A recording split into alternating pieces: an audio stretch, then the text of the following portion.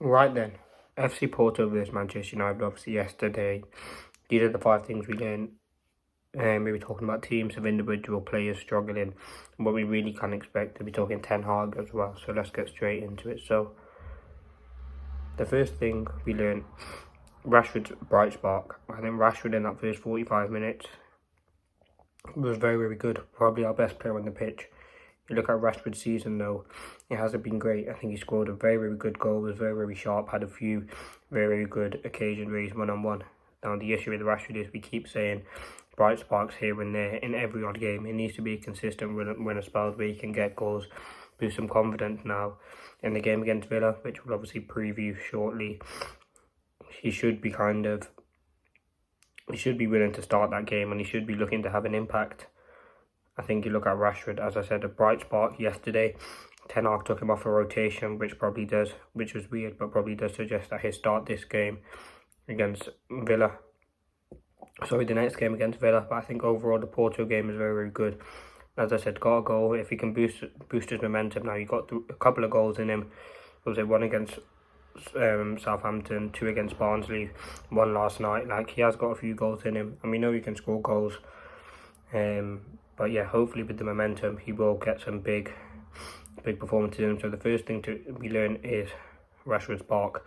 Now the second thing, United poor in possession. I think you look at United, who made some very, very poor mistakes in possession. I think Casemiro trying too hard to make those passes, which do work, but can also make us kind of wildly open. You look at sort of Bruno Fernandes in possession, he was much more composed than he usually is, but again, still very, very reckless. Obviously got that red card. But some of the possession play was really, really poor. I think we had 63% or 53% possession in the game, which wasn't good enough. Porto did dominate, but it was going to be tough away from home. I think in that first half, we were too sloppy on the ball. The intensity was low enough and wasn't good enough. It was too low, and that's ultimately why we struggled. Porto obviously looked at that and kind of acted on it and really did take us to the cleaners for that.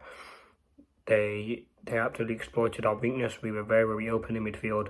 I think we just overall were very, very weak in possession. Now the third thing we learned, defensive worries. For me, I talk about Lissandro in a separate point, but I'm going to talk about him briefly here. He had the worst game in his United career probably yesterday. De Ligt wasn't great as well. Look at what the Samu goal that came from a cross, and the Pepe goal that came from a parry, which was Lisandro Martinez too slow to react. The defence is really, really concerning. You've got Delo obviously playing out position at left back. Erik ten Hag talked about how he can utilise him there. Just wasn't effective. Made a few mistakes now in a few games. He just hasn't looked on it. I think you've got to give him respect for playing in that role, but he just simply has not been good enough for the Man United standard at right back, in my opinion. Sorry, at left back, I'd much rather see him at left back, and would even consider switching Mazraoui and Delo, but we're just waiting.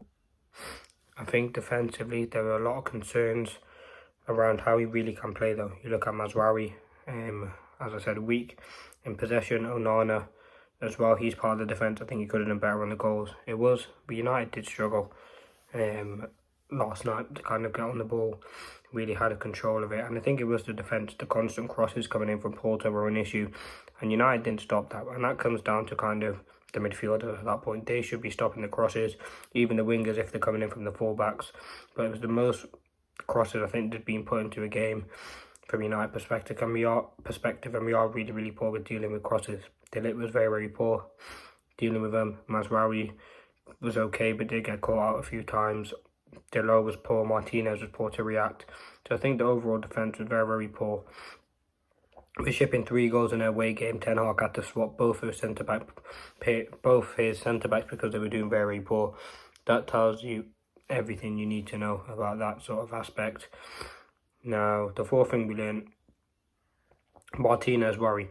I'm really, really worried about Martinez. I talked about briefly in the defence there, but for me, listen, he had a very good partnership with Varane. Yeah, I think De Ligt's a very good player and they should be able to form that partnership, but you're looking ahead of Villa, I would actually bring in MAGUIRE.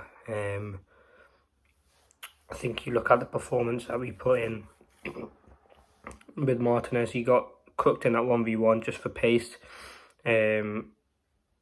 like on the ball he's good, but he does make sloppy mistakes. He is a bit rash sometimes, and I think yesterday just wasn't his best performance. He was slow to react from goals. Was a bit weak when it comes to duels, and in the big European games, that's where the tough competition is.